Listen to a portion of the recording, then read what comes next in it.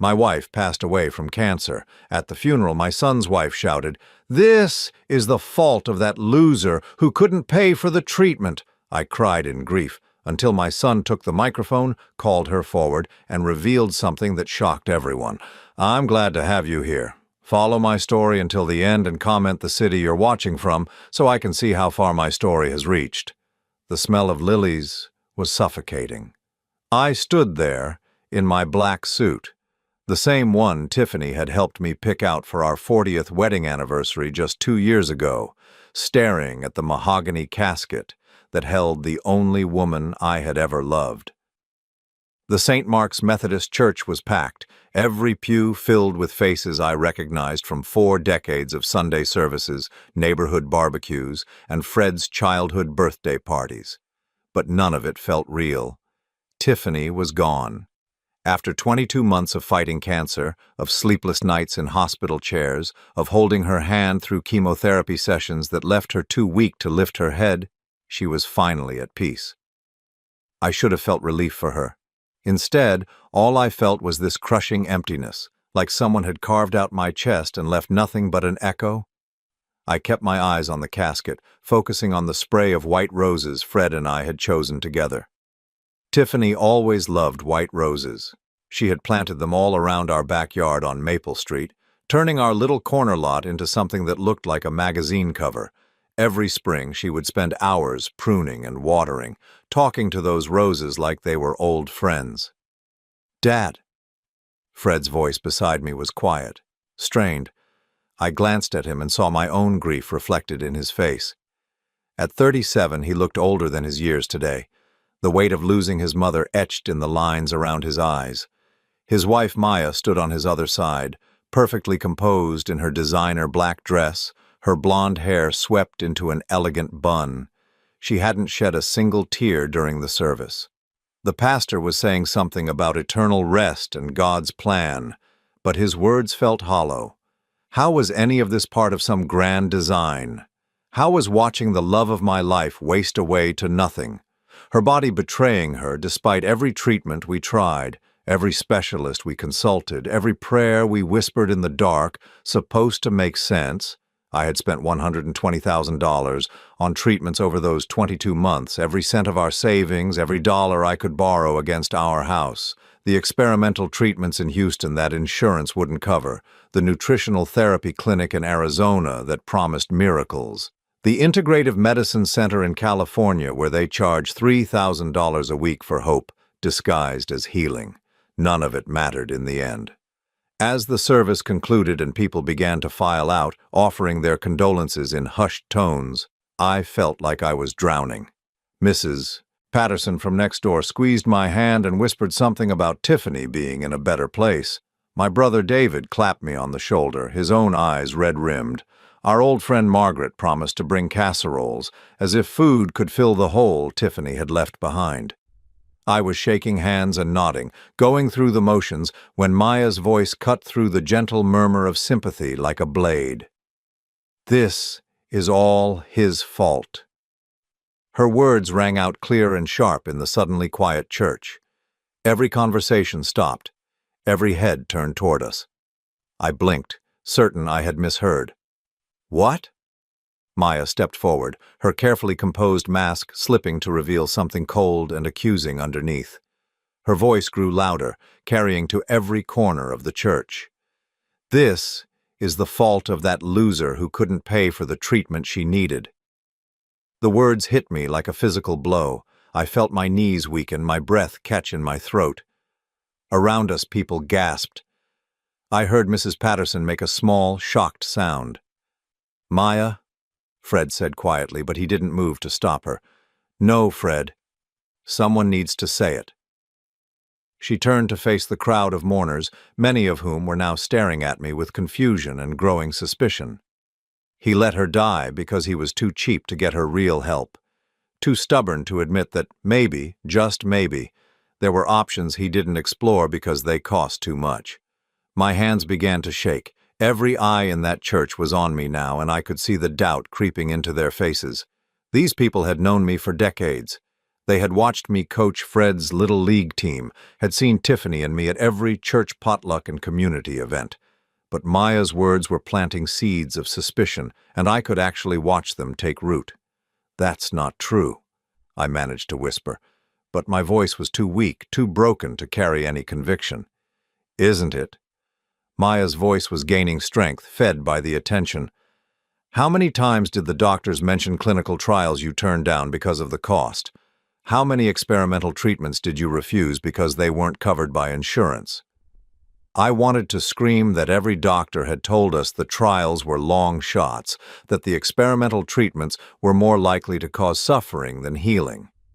I wanted to explain that I had already bankrupted us trying to buy time, that I had explored every option that had even a slim chance of helping, but the words wouldn't come. "Maya, that's enough." Fred's voice was firmer now, but still he didn't look at me. He kept his eyes on his wife, and something passed between them that I couldn't read. "Is it enough, Fred? Is it enough that your mother is dead because your father chose his bank account over her life?" The accusation hung in the air like smoke from an explosion. I felt physically sick, my stomach churning as I looked around at the faces of people who had once respected me. Now they looked uncertain, troubled. Some were already whispering to each other, the seeds of Maya's poison taking root and spreading. "I spent everything," I said, my voice barely audible. "I gave her everything I had." Maya laughed, a sharp, bitter sound that echoed off the church walls. "Everything? Really? Then why is there still money in your savings account? Why do you still have a house while she's in the ground?" I stared at her, unable to comprehend the cruelty of what she was doing. This was Tiffany's funeral.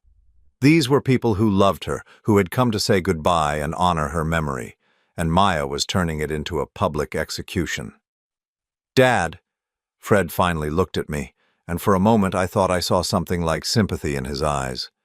But then he looked away again, his jaw tight, his hands clenched at his sides. The silence stretched on, broken only by the uncomfortable shuffling of feet and the distant sound of traffic outside. I realized that everyone was waiting for me to defend myself, to fight back against Maya's accusations, but I had nothing left.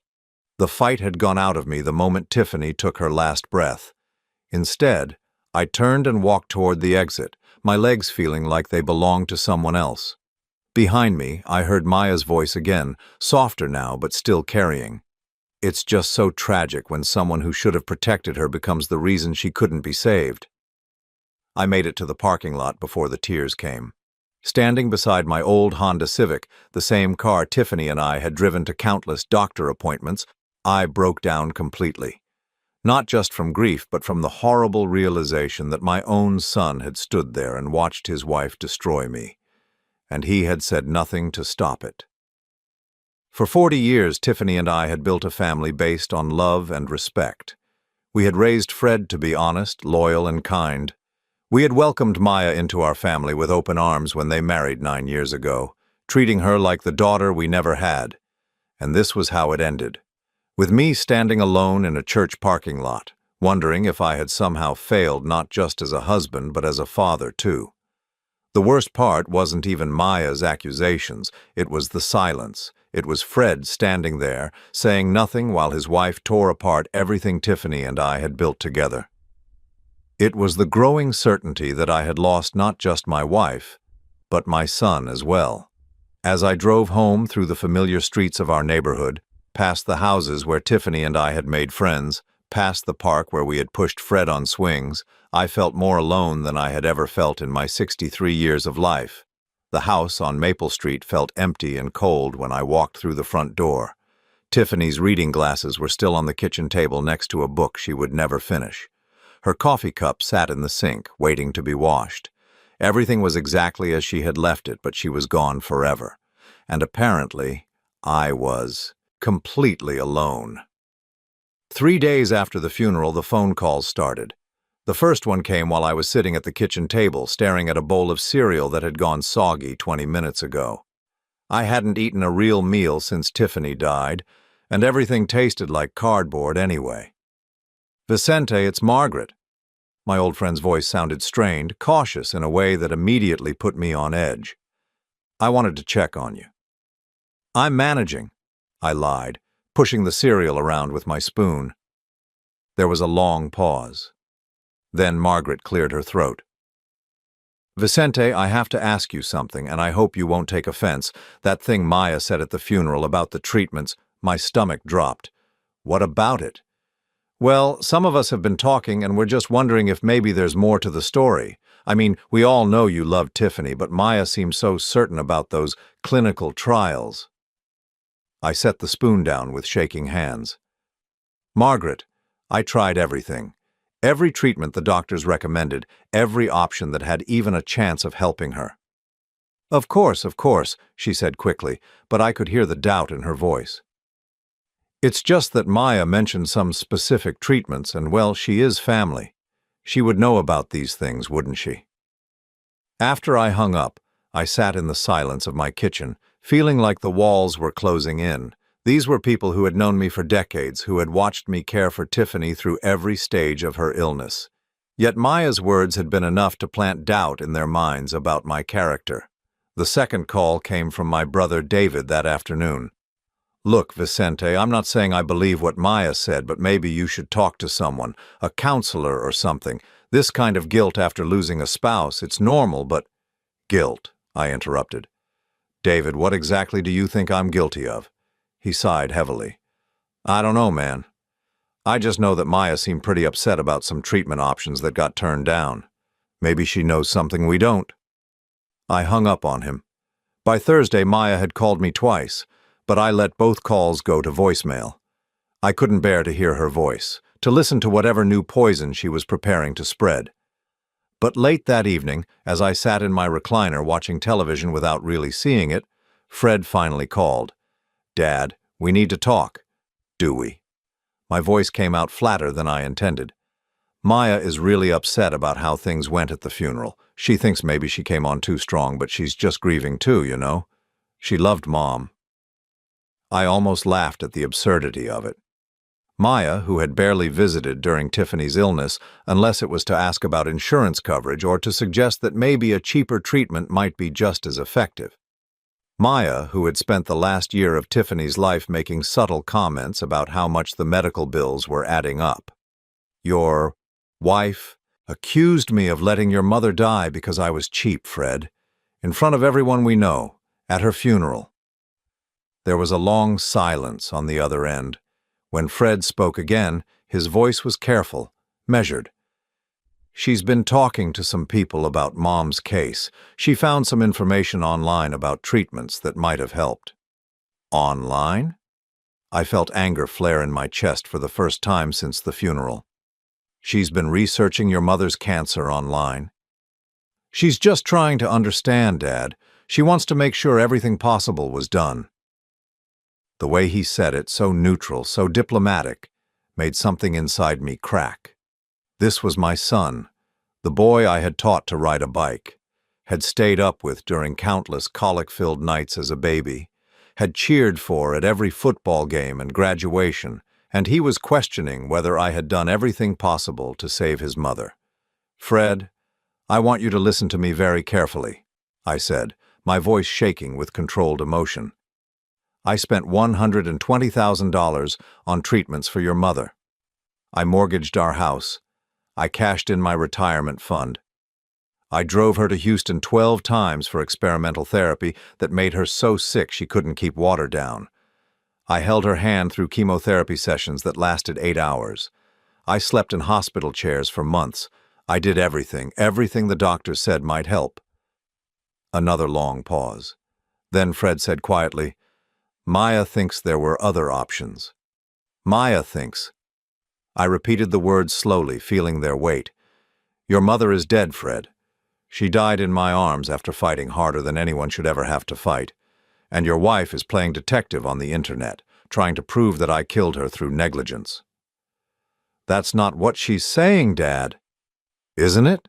I stood up, pacing to the window that looked out over Tiffany's rose garden. Even in the darkness, I could make out the shapes of her carefully tended bushes. Because that's exactly what it sounded like at the funeral. Fred was quiet for so long I thought he had hung up. When he finally spoke, his voice was strained. "Look, I know this is hard. We're all grieving. But Maya has found some information about a clinical trial at Johns Hopkins that might have been an option. She just wants to understand why it wasn't pursued." I closed my eyes, leaning my forehead against the cool glass of the window. "Because Dr. Richardson said it wasn't appropriate for your mother's case, because the side effects would have been worse than the disease, because she was already so weak that the treatment would have killed her faster than the cancer. Maybe we should have gotten a second opinion." The words hit me like a slap. I had gotten second opinions, third opinions. I had consulted with oncologists in 3 different states. But Fred didn't know that because he hadn't been there for most of it. He had been busy with his job, with Maya, with his own life while I navigated the maze of treatments and specialists and insurance companies alone with Tiffany. We did get second opinions, Fred. Multiple opinions from doctors who actually examined your mother, not from websites your wife found on Google. Maya's just trying to help. Maya is trying to destroy me. The words came out sharper than I intended, but I was past caring. And apparently, she's succeeding. Fred sighed again. "Dad, nobody's trying to destroy you. We're just trying to understand what happened. Mom was only 63. She should have had more time." "Do you think I don't know that?" My voice cracked. "Do you think I don't replay every decision, every treatment, every conversation with every doctor? Do you think I don't wonder if there was something else I could have done?" The silence on the other end was deafening. "Fred, I need to ask you something, and I need you to be honest with me. Do you believe what your wife said? Do you think I let your mother die because I was too cheap to get her proper treatment?" The pause that followed was the longest few seconds of my life. When Fred finally answered, his voice was so quiet I almost didn't hear him. "I don't know what to believe anymore, Dad." After I hung up, I sat in my recliner until dawn, staring at the photo on the mantel of Tiffany, Fred, and me from last Christmas. We were all smiling, gathered around the tree in this same living room. Tiffany was already sick then, though we didn't know how little time she had left. She was thin but still beautiful, still fighting. Fred had his arm around both of us, looking like the devoted son I thought I had raised. Now that same son was questioning whether I had loved his mother enough to save her life. The next morning, I found myself at the corner diner where Tiffany and I used to have breakfast every Saturday morning. I ordered coffee and sat in our usual booth, the red vinyl cracked with age but comfortable in its familiarity. I was trying to work up the courage to eat something when Maya walked in. She spotted me immediately and made her way over, sliding into the seat across from me without being invited. She looked perfectly put together as always, her makeup flawless, her hair styled in a way that probably took an hour to achieve. "Vicente, I'm glad I found you." Her voice was soft, concerned, nothing like the sharp accusation from the funeral. "I've been hoping we could talk." "Have you?" I kept my eyes on my coffee cup, not trusting myself to look at her. "I want you to know that what I said at the funeral that came from a place of grief. I love Tiffany too, and I'm just struggling to understand why she had to die when there might have been other options." I finally looked up at her, and what I saw in her eyes wasn't grief. It was calculation, cold, careful calculation. "What other options, Maya?" She pulled out her phone and scrolled through what looked like a document. "Well, for instance, there was that clinical trial at Johns Hopkins, the one for patients with her specific type of lymphoma. I found the enrollment criteria online and she would have qualified. Dr. Richardson told us about that trial. He said the treatment was too aggressive for someone in your mother-in-law's condition." Maya's eyebrows rose slightly. "Did you get a second opinion on that?" "We consulted with 3 other oncologists. They all agreed." For just a moment, something flickered across her face. Disappointment, frustration. Then the concerned expression was back in place. "What about the immunotherapy clinic in Germany? I read about remarkable success rates for cases like hers." I stared at her.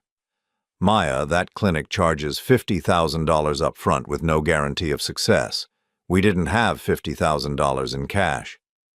"But you could have borrowed it. You could have taken out a loan against the house." I did take out a loan against the house. That's how I paid for the treatments in Houston. She frowned, consulting her phone again. Well, what about selling some assets? I know you and Tiffany had some valuable things, that antique furniture, her jewelry collection. And there it was. The real reason for this conversation became crystal clear. Maya wasn't questioning my decisions out of grief or love for Tiffany. She was conducting an inventory. Maya, why are you really here? She looked up from her phone, and for a split second her mask slipped completely.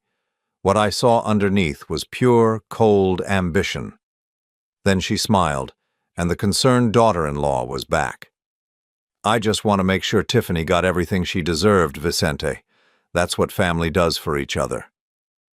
As I watched her scroll through her phone, making notes about treatments and costs and options, I realized something that chilled me to the bone. This wasn't about justice for Tiffany. This was about something else entirely. And whatever Maya was planning, she was just getting started. She was building a case against me, piece by piece, question by question, and my own son was helping her do it. The following week brought a cold snap that seemed to settle into my bones and refuse to leave.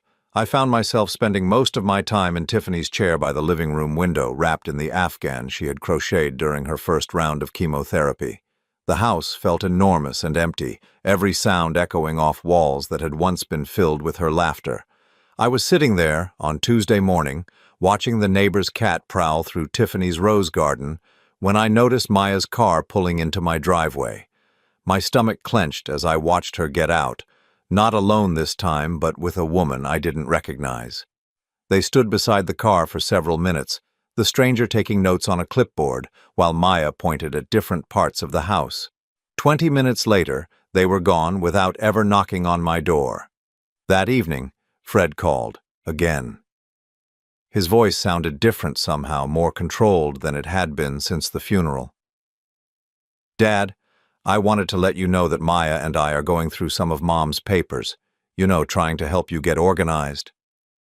What papers? I asked, though something in his tone made me uneasy. Just medical records, insurance documents, that sort of thing. Maya thought it might be helpful to have everything in order for tax purposes. I frowned. Maya had never shown any interest in helping with paperwork before. During Tiffany's illness, she had made it clear that dealing with medical bills and insurance claims was too depressing for her to handle. I can manage my own paperwork, Fred. I know, Dad, but there's a lot of it, and Maya has experience with this kind of thing from her job. Maya worked as a medical billing coordinator for a large clinic across town. She just wants to make sure nothing gets overlooked. After I hung up, I went to the filing cabinet in Tiffany's study where we had kept all the medical records. The drawer was still locked, just as I had left it, but something felt wrong. The key was in the same hiding place behind the picture frame, but it seemed like the papers inside had been shifted slightly. Maybe I was being paranoid.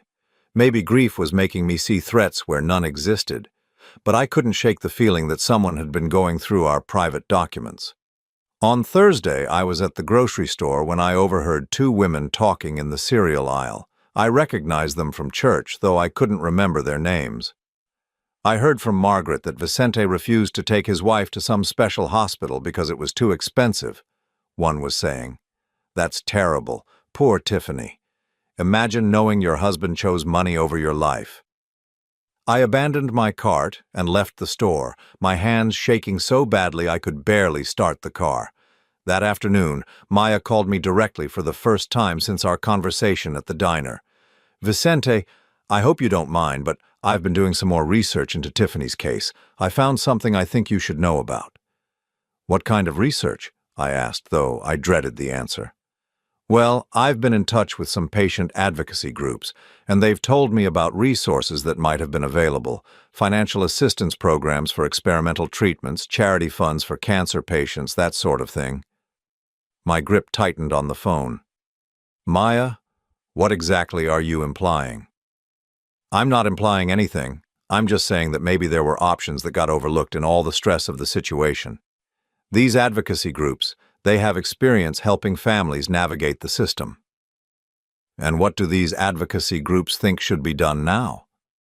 There was a pause, and when Maya spoke again, her voice had taken on a more formal tone. Well, some of them have mentioned that families sometimes pursue legal action when they feel like medical negligence or financial constraints led to inadequate care. The words hit me like ice water. Legal action. She was talking about lawsuits. Maya, are you suggesting that I was negligent in caring for your mother-in-law? I'm not suggesting anything, Vicente. I'm just exploring every option to understand what happened. Don't you want to know if everything possible was done for Tiffany? After she hung up, I sat staring at the phone for a long time.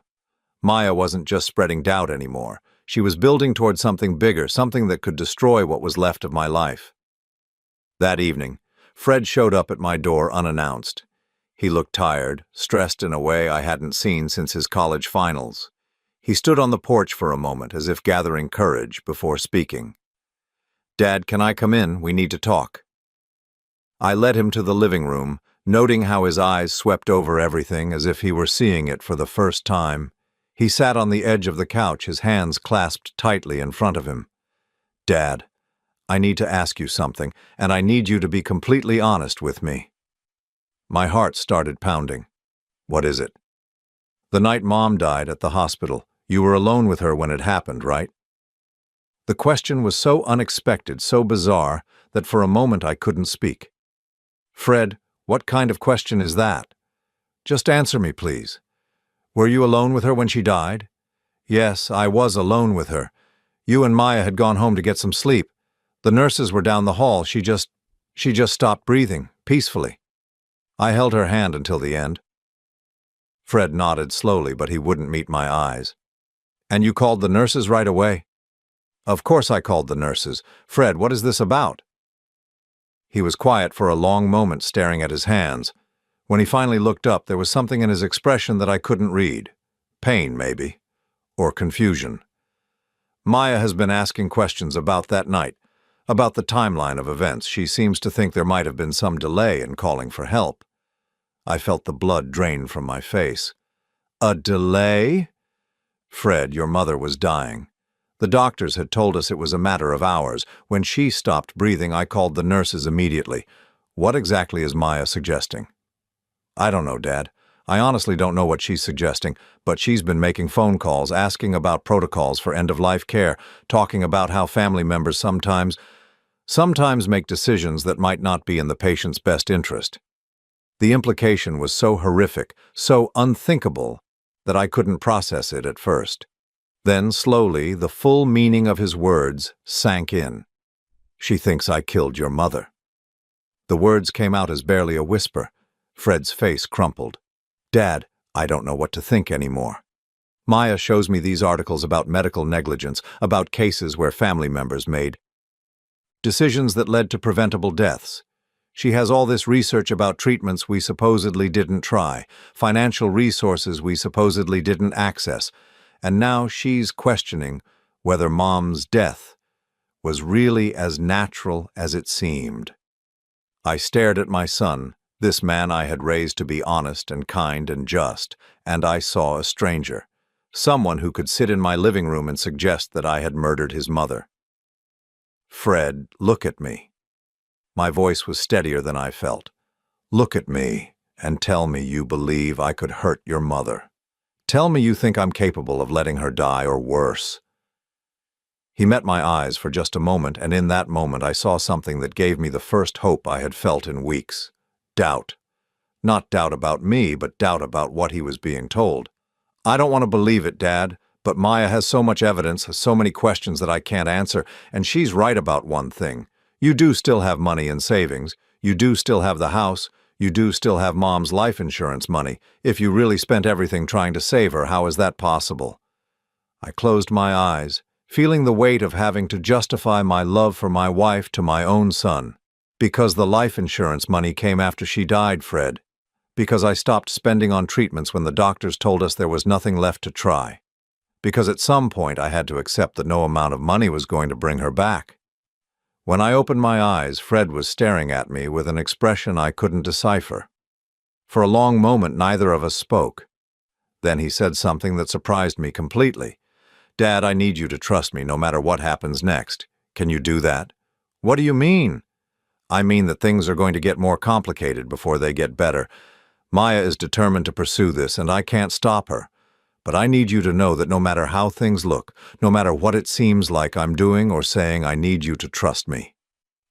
The words were so unexpected, so different from everything he had been saying for the past week that I didn't know how to respond.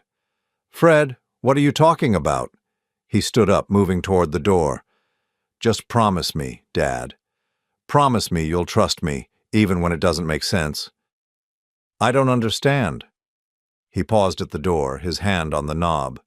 When he turned back, there was something in his eyes that looked almost like an apology. You will. I hope you will. After he left, I sat in the living room until well past midnight, trying to make sense of our conversation. What had Fred meant about trusting him no matter what happened? Why had his whole demeanor changed from accusatory to almost protective? And why did I have the strange feeling that my son was trying to tell me something he couldn't say directly? The next morning I was awakened by the sound of my phone ringing. It was barely 7 o'clock, but Maya's voice was sharp and urgent when I answered. Vicente, I need to ask you about something. I've been going through Tiffany's medical records, and I found some discrepancies in the treatment timeline. Discrepancies? Yes, there are gaps in the documentation, appointments that were scheduled but apparently never happened, treatment options that were discussed but never pursued. I'm starting to wonder if maybe there was some kind of systematic pattern of neglect. I sat up in bed, suddenly wide awake. Maya, what are you really after? I'm after the truth, Vicente. And I think the truth is that Tiffany didn't get the care she deserved. I think decisions were made that prioritized financial concerns over her well-being, and I think someone needs to be held accountable for that. The line went quiet for a moment, and when Maya spoke again, her voice had turned cold and businesslike. I've been in touch with an attorney, Vicente, someone who specializes in medical malpractice and family neglect cases. He thinks there might be grounds for a wrongful death lawsuit. My blood turned to ice. A lawsuit against who? Against you, Vicente, for failing in your duty as Tiffany's primary caregiver and medical decision-maker. The phone slipped from my numb fingers and clattered to the floor. I could hear Maya's voice continuing to speak, but the words sounded distant and unreal. She was going to sue me. She was going to take me to court and accuse me publicly of killing my wife through negligence.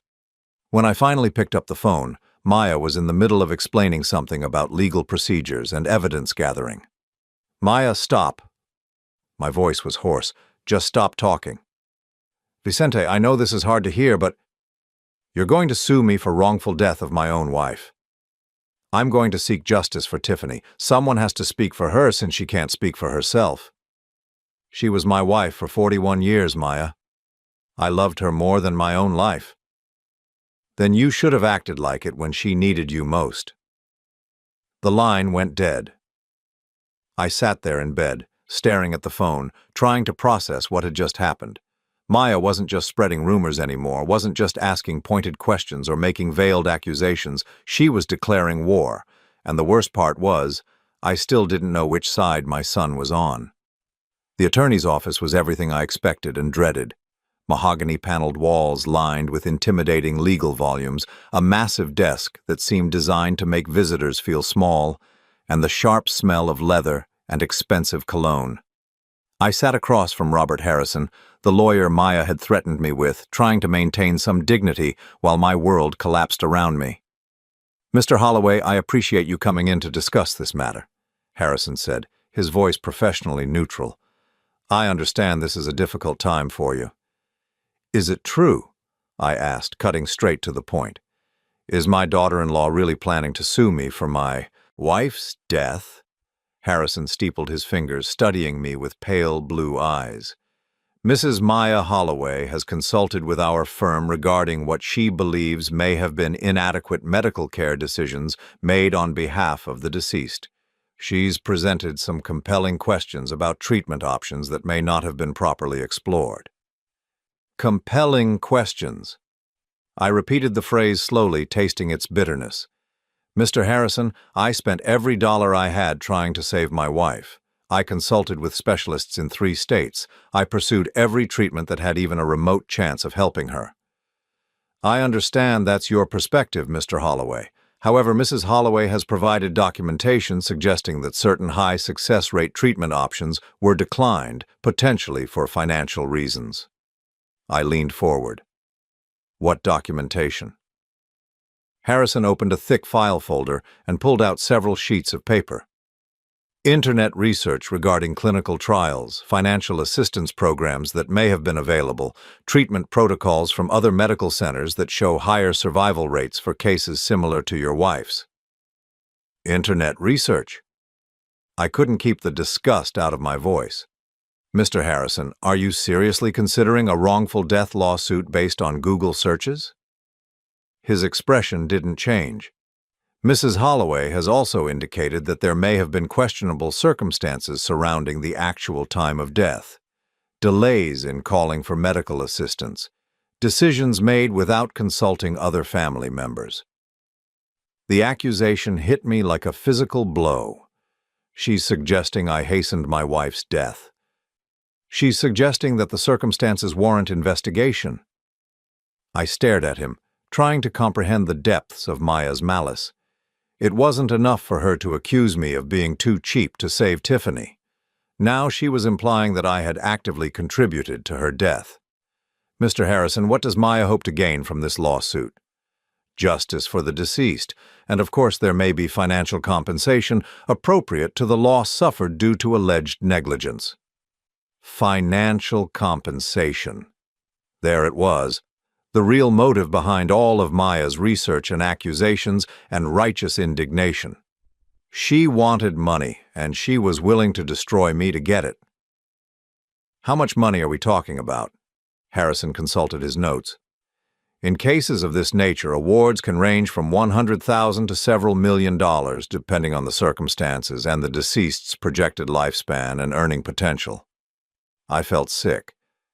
Tiffany hadn't worked outside the home in 20 years, having devoted herself to raising Fred and maintaining our household. But apparently Maya and this lawyer thought her life had a price tag that I could be forced to pay. And if I were to be found liable, who would receive this compensation?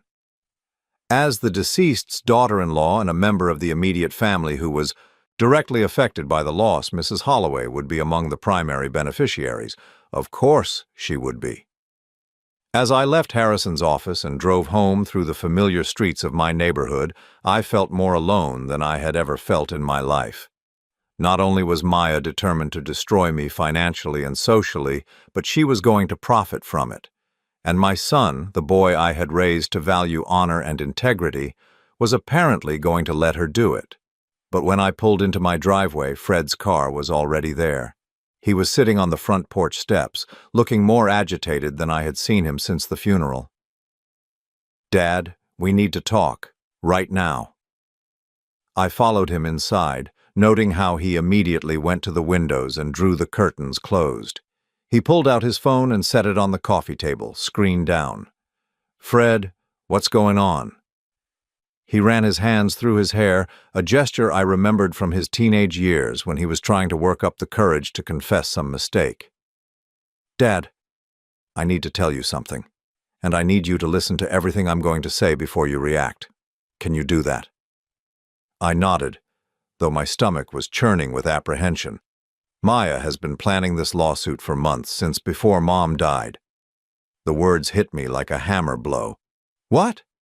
"Let me finish, Dad, please." Fred's voice was strained but urgent. 3 months ago, Maya started asking me questions about Mom's finances, about her will, about what would happen to her assets when she died.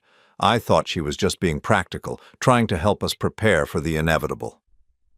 I stared at my son, unable to process what I was hearing.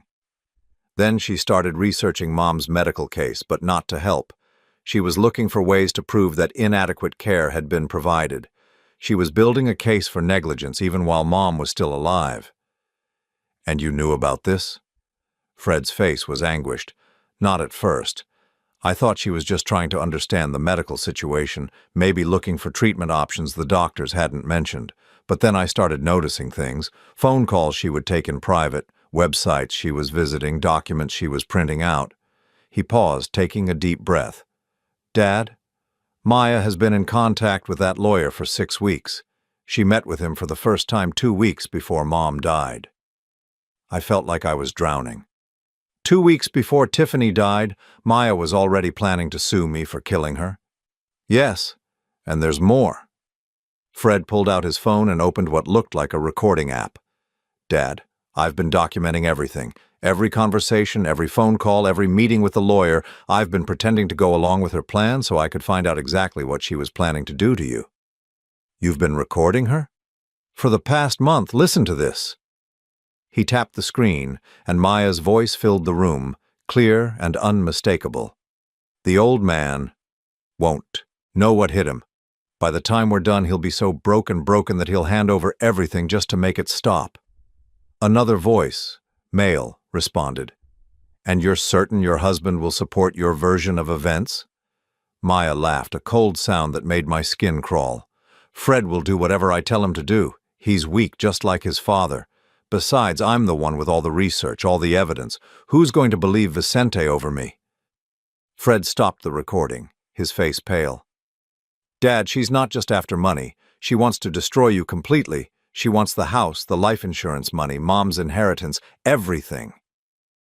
I slumped back in my chair, overwhelmed by the scope of Maya's betrayal. "But Fred, why? Why does she hate me so much?" "Because Mom never liked her."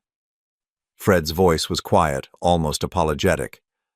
"Mom was always polite, always kind, but Maya knew that Mom saw right through her. She knew that if anything happened to Mom, she'd lose her influence over me, lose her place in this family. So she decided to make sure that if she couldn't have Mom's approval, she'd at least get Mom's inheritance." "And you've been pretending to go along with this for a month?" Fred nodded miserably. "I had to, Dad. It was the only way to find out how far she was willing to go, to get evidence of what she was really planning. But it's been killing me, watching her tear you apart while I pretended to believe her lies." I looked at my son, really looked at him, and saw something I hadn't noticed before. The strain around his eyes, the weight he seemed to be carrying. He hadn't been weak or disloyal. He had been playing a dangerous game to protect me.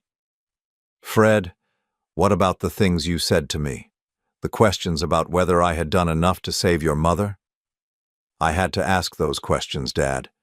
Maya was listening to everything, monitoring every conversation between us. If I hadn't seemed to doubt you, she would have known I was on to her plan. "So you never believed her accusations?" Fred's eyes filled with tears.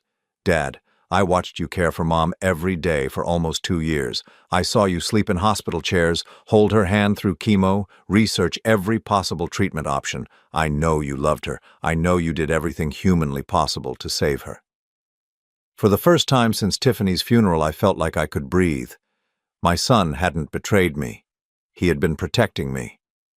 "What do we do now, Fred?" He wiped his eyes and sat up straighter, and I could see something of Tiffany's steel in his expression. "Now we stop her. I have hours of recordings, Dad. I have documentation of her meetings with the lawyer, her research into how to build a negligence case, her plans to manipulate testimony from family members. I have everything we need to prove that this entire lawsuit is fraudulent." "But she's your wife." Fred was quiet for a long moment. When he spoke, his voice was firm. "She stopped being my wife the moment she decided to try to destroy my father to get money from my mother's death." He pulled out another piece of paper, and I recognized it as a legal document of some kind. "What's that?" "Divorce papers. I filed them this morning." I stared at him in amazement. "You're leaving her?" "I left her the moment I realized what she was planning. I just couldn't tell you until I had enough evidence to stop her lawsuit." He met my eyes. "Dad, Mom raised me to value honor and integrity above everything else. Maya forgot that when she decided to wage war on our family." As I sat there looking at my son, this man who had risked his marriage and endured weeks of emotional torment to protect me, I felt something I hadn't felt since Tiffany died. Pride. "What's our next step?"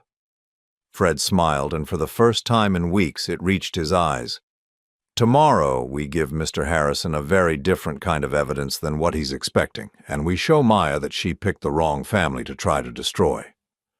For the first time since losing Tiffany, I felt like I had an ally in this fight. My son had never abandoned me. He had been fighting for me all along. The family meeting Maya had demanded was set for Sunday afternoon at 2 o'clock, in the same church fellowship hall where Tiffany and I had attended countless potluck dinners and community gatherings over the years. Maya had insisted on a neutral location, claiming she wanted witnesses to ensure everything was handled properly. She had no idea that Fred and I were walking into her trap with our own carefully laid plans. I arrived early, my hands steady for the first time in weeks. Fred was already there, sitting alone in one of the folding chairs arranged in a circle. He looked up when I entered, and we exchanged a brief nod. To anyone watching, it would look like the strained acknowledgement between a grieving father and a conflicted son. In reality, it was the quiet communication between allies preparing for battle. Maya swept in precisely at 2 o'clock, followed by her sister Carmen, whom I barely knew, and surprisingly, my brother David. She had assembled her own audience, people she clearly expected would side with her once she presented her case against me. "Thank you all for coming," Maya began, her voice taking on the formal tone she used when she wanted to sound authoritative. "I know this is difficult, but we need to address some serious concerns about the care Tiffany received before her death." She had prepared a presentation, complete with printed documents and highlighted passages from medical websites. As she began laying out her case against me, I had to admit it was impressive in its thoroughness. She had twisted every medical decision, every financial choice, every moment of doubt or exhaustion during Tiffany's illness into evidence of negligence. "Vicente consistently chose less expensive treatment options over more effective ones," she said, consulting her notes. "He refused to pursue clinical trials that could have extended Tiffany's life, and he declined to seek second opinions that might have changed her prognosis."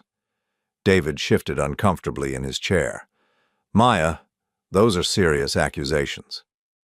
"They're not accusations, David. They're facts. I have documentation of every decision Vicente made, and in case after case, he prioritized saving money over saving his wife's life." I watched Fred during this performance, noting how carefully he maintained his neutral expression.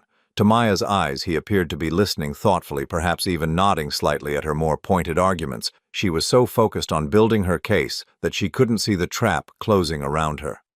"The most troubling aspect," Maya continued, "is the circumstances surrounding Tiffany's actual death. Vicente was alone with her for nearly 30 minutes before calling the nurses. 30 minutes during which he could have been providing aid, calling for help, attempting resuscitation." Carmen gasped audibly. 30 minutes? Vicente, is that true?" "No," I said quietly. "It's not true." Maya's eyes flashed with triumph. "The hospital records show a 30-minute gap between the time Tiffany's vital signs flatlined and the time medical staff were notified." "The hospital records show that I called the nurses immediately when your mother-in-law stopped breathing," I said, my voice steady. "The 30-minute gap Maya is referring to was after the nurses confirmed her death, when I was given time alone with her to say goodbye." Fred spoke up for the first time, his voice carefully neutral. "Maya, where exactly did you get information about hospital records? Those are private medical documents." She turned to him with a confident smile. "I obtained them through proper channels, Fred. As family members, we have a right to understand what happened." "What proper channels?" Fred pressed. "I submitted a request through the Patient Advocacy Office. They were very helpful once I explained my concerns about potential negligence." I watched Fred's jaw tighten almost imperceptibly. Maya had just admitted to obtaining private medical records through deception, something that could be both illegal and grounds for dismissing any lawsuit she might file. But she wasn't finished. "The point is, we have evidence of a pattern of neglect that ultimately led to Tiffany's preventable death, and I think it's time for Vicente to be held accountable." David looked between Maya and me, confusion clear on his face. "Maya, what exactly are you saying needs to happen?" "I'm saying that Vicente should face legal consequences for his negligence. I've consulted with an attorney who believes we have grounds for a wrongful death lawsuit." The words hung in the air like smoke. Carmen's mouth fell open. David stared at Maya as if he had never seen her before. "You want to sue Vicente for killing his own wife?" David's voice was barely a whisper. "I want justice for Tiffany. Someone has to speak for her since she can't speak for herself anymore." It was then that Fred stood up, and I saw something in his expression that reminded me so strongly of Tiffany that my breath caught. It was the look she got when someone had pushed her too far, when her patience had finally reached its limit. "Maya, I need to ask you something." She turned to him with obvious relief, clearly expecting him to support her position. "Of course, honey. How much money do you expect to get from this lawsuit?" The question seemed to catch her off guard. "I'm not doing this for money, Fred. I'm doing this for justice." "But if you were to win a wrongful death suit against my father, how much money would you expect to receive?" Maya's eyes narrowed slightly, but she answered, "The attorney estimates anywhere from $200,000 to over $1 million, depending on various factors." "And who would receive that money?" "Well, as Tiffany's immediate family members who were affected by the loss, we would be the primary beneficiaries."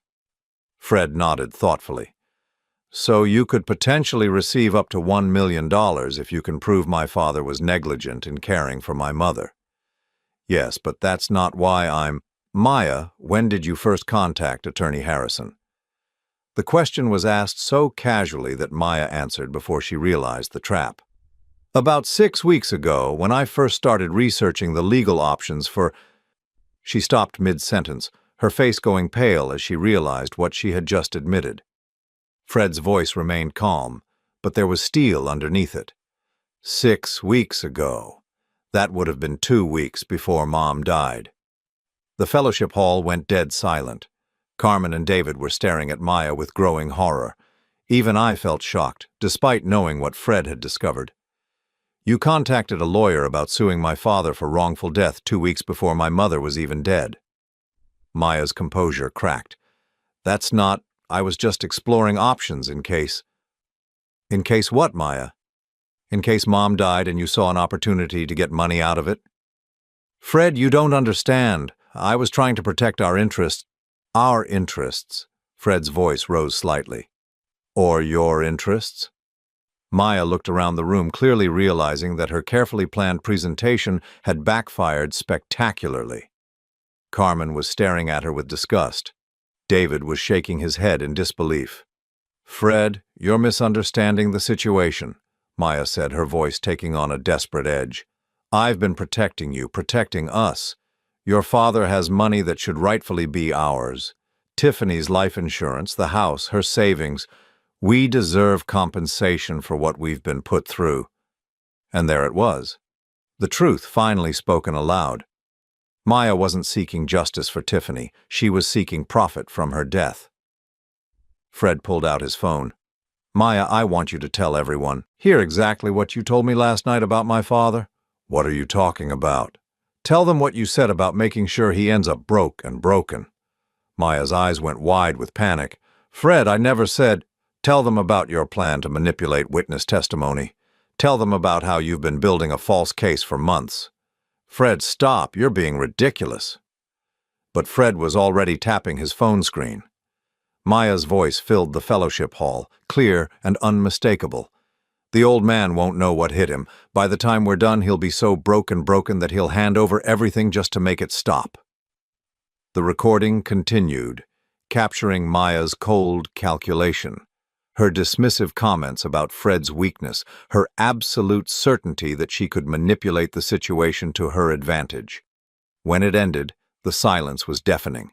Maya stood frozen, her face cycling through shock, anger, and finally, raw fury. "You recorded me. You've been spying on me." "I've been documenting your fraud," Fred said quietly. "Every lie you've told, every false accusation you've made, every illegal step you've taken to build your case against my father." Maya's mask finally fell away completely, revealing the person she had always been underneath. "You pathetic fool. Do you really think you can stop me? I have evidence, I have witnesses, I have an attorney who believes my case. You have lies, Fred said, and now everyone knows it. Maya turned her fury on me. This isn't over, Vicente. I'll destroy you, one way or another. I'll make sure everyone knows what kind of monster you really are. No, Fred said firmly. You won't. He pulled out another document from his jacket pocket. Maya, these are divorce papers. I filed them yesterday morning, and these, he produced another set of papers, are copies of all the evidence I've gathered about your fraudulent lawsuit, which I'll be turning over to both Attorney Harrison and the State Bar Association. Maya stared at the papers as if they might burst into flames. You can't divorce me. We're married. We're a team. We stopped being a team the moment you decided to try to destroy my father for money. The room erupted as Maya began screaming, her careful composure completely shattered. She accused Fred of betraying her, me of manipulating him, everyone in the room of conspiring against her. But her words only served to prove everything Fred had recorded. As Carmen and David quietly excused themselves, clearly wanting no part of Maya's meltdown, Fred and I stood together, watching the woman who had tried to destroy our family reveal herself completely. Finally, Maya stopped screaming and looked around the room with wild eyes. When she realized no one was going to support her, no one was going to believe her lies, she gathered what was left of her dignity and headed for the doors. This isn't over, she said, her voice shaking with rage. I'll find another way. I'll make you both pay for this. After she left, Fred and I sat in the empty fellowship hall, surrounded by the scattered papers of Maya's failed presentation. Is it really over? I asked. Fred nodded. Her lawsuit was based on fraud and illegal access to medical records. Harrison will drop her as a client once he sees the evidence, and without an attorney, she has no way to pursue legal action. I looked at my son, this man who had sacrificed his marriage to protect me. Fred, I'm sorry you had to go through this. I'm sorry you lost Maya. He shook his head. Dad, I didn't lose Maya. I never really had her. I think deep down I knew what she was capable of. I just didn't want to believe it. As we walked out of the fellowship hall together, I felt something I hadn't experienced since Tiffany's death. Peace. Maya's war against our family was over, and Fred and I had won it together. 3 months after the confrontation at the fellowship hall, I was sitting in Attorney Harrison's office for what I hoped would be the final time. The mahogany-paneled walls that had once intimidated me now seemed merely pretentious, and Harrison himself appeared far less formidable than he had during our first meeting. Mr. Holloway, he said, closing the thick file folder that contained the remnants of Maya's fraudulent case, I want to personally apologize for any distress my firm may have caused you. Mrs. Maya Holloway presented what appeared to be legitimate concerns, but the evidence your son provided clearly demonstrates that her allegations were fabricated. Fred sat beside me, his divorce papers finalized just the week before. He had lost 20 pounds during the ordeal, the strain of maintaining his double life having taken a visible toll, but he looked more at peace than I had seen him since Tiffany's death. What happens to Maya now? I asked. Harrison's expression grew stern. Mrs. Holloway faces potential criminal charges for fraudulent access to medical records and attempted insurance fraud. The State Bar Association is also investigating whether her actions constitute criminal conspiracy. My firm has, of course, dropped her as a client and reported her conduct to the appropriate authorities. I felt no satisfaction in Maya's downfall, only relief that the nightmare was finally over. And the wrongful death allegations? Completely dismissed. The evidence your son gathered makes it clear that you provided exceptional care for your wife under extremely difficult circumstances. No reasonable person could view your actions as negligent. As we left Harrison's office, Fred and I walked slowly to our cars. The early spring air was crisp and clean, carrying the scent of new growth from the trees lining the downtown streets. It was the kind of day Tiffany would have loved, perfect for working in her rose garden. Dad, there's something I want to show you, Fred said. Do you have time to come by the house? I followed him to the home he had once shared with Maya, noting that her car was no longer in the driveway. The house looked different somehow, lighter, as if a shadow had been lifted from it. Inside, Fred led me to what had been his home office. The room had been completely transformed. Where Maya's medical billing workstation had once dominated the space, Fred had set up something entirely different. "I've been working on this since the divorce was finalized," he said, gesturing to a beautifully crafted wooden display case mounted on the wall. Inside were photos of Tiffany throughout her life. As a young bride on our wedding day, holding infant Fred in the hospital, laughing at one of his childhood birthday parties, tending her roses in our backyard, and finally a picture from our 40th anniversary dinner, still beautiful despite the early signs of her illness. "Fred, this is incredible." "There's more," he said, opening a leather-bound album on the desk. "I've been going through all of Mom's things, organizing her photos, her letters, her recipes. I thought maybe we could put together a proper memorial for her, something that shows who she really was." I opened the album with trembling hands. On the first page was a letter Tiffany had written to Fred on his 16th birthday, her elegant handwriting flowing across cream-colored stationery. I read her words about the importance of integrity, kindness, and standing up for what was right even when it was difficult. "She raised you well, Fred. Better than I could have imagined." He smiled, but his eyes were sad. "I just wish I had stood up to Maya sooner. I should have protected you from the beginning." "You did protect me, in the way that mattered most." Over the following weeks, Fred and I began the slow process of rebuilding our relationship and healing from the trauma Maya had inflicted on our family. We spent hours going through Tiffany's belongings, sharing memories, and working together to maintain the rose garden she had loved so much. The whispers and speculation that had followed Maya's accusations gradually faded as the truth of her deception spread through our community. Margaret called to apologize for doubting me. David visited to express his shame at having been taken in by Maya's performance. Even some of the people who had spread gossip after the funeral reached out to make amends. But the most meaningful conversation came from Pastor Williams at St. Mark's Methodist Church. He stopped by the house on a Thursday evening, carrying a small potted rose bush. "Vicente, I wanted to bring you this," he said, holding out the plant. "It's a variety called Eternal Peace. I thought it might be appropriate for Tiffany's garden." We walked together to the backyard, where Fred and I had spent the afternoon preparing the soil for new plantings. The existing roses were showing their first buds of spring, promising another season of the beauty Tiffany had worked so hard to create. "Pastor, I need to ask you something," I said as we knelt to plant the new rose. "How do I forgive someone who tried to destroy everything my wife and I built together?" Pastor Williams was quiet for a moment, his hands gentle with the delicate roots of the plant. "Vicente, forgiveness isn't about excusing what someone did to you. It's about freeing yourself from the burden of carrying their poison in your heart." "I don't know if I can do that." "You don't have to do it today or tomorrow. Forgiveness is a process, not a destination, but holding on to anger will only hurt you, not Maya." As spring turned to summer, I found myself spending more time with Fred than I had since he was a child.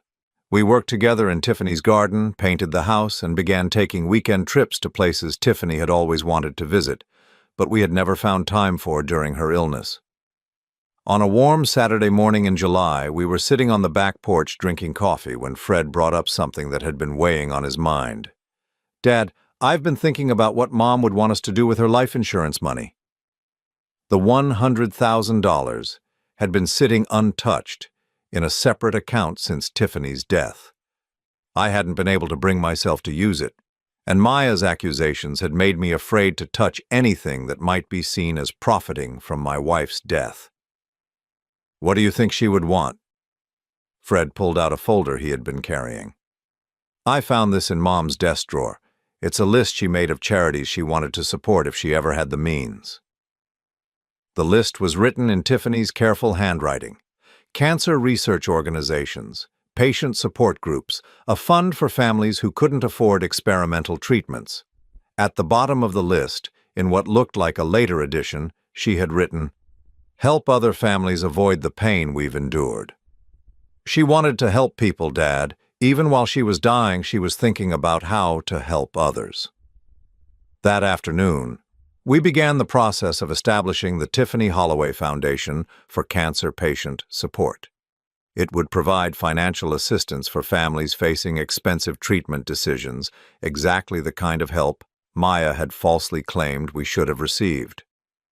6 months after Tiffany's death, on what would have been her 64th birthday, Fred and I held a small ceremony in her memory at the church. We invited the people who had truly known and loved her, not the crowd that had gathered for her funeral to witness Maya's performance. Margaret spoke about Tiffany's kindness to newcomers in the neighborhood. David shared memories of family holidays when Tiffany had gone out of her way to make everyone feel welcome. Mrs. Patterson read a poem Tiffany had written about finding joy in simple moments. When it was my turn to speak, I stood at the podium looking out at the faces of people who had loved my wife, and I felt her presence with me in a way I hadn't since the day she died.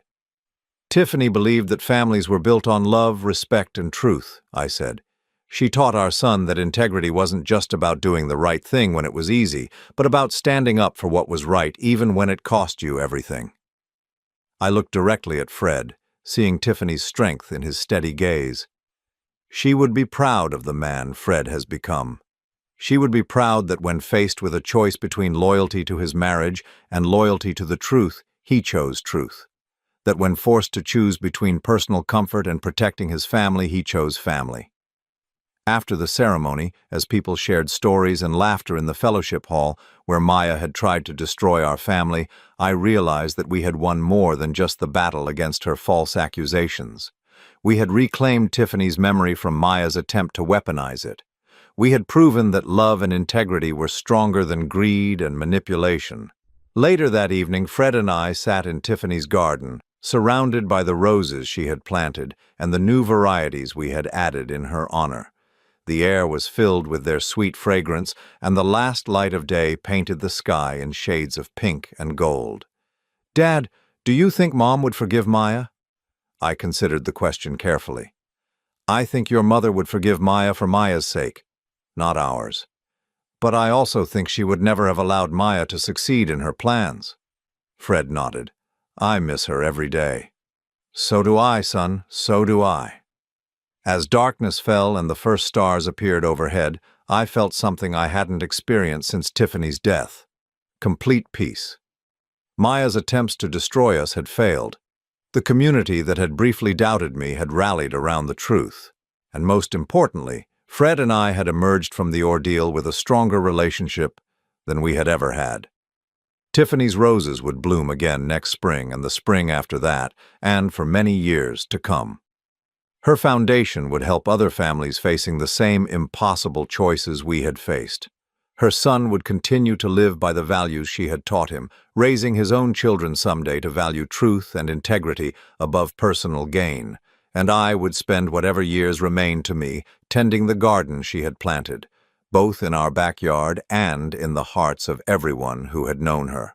Maya had tried to turn Tiffany's death into a weapon against our family. Instead, she had only proven how strong the love between a husband, wife, and son could be when built on the foundation Tiffany had created: honor, truth, and the quiet strength that comes from doing what's right, no matter the cost.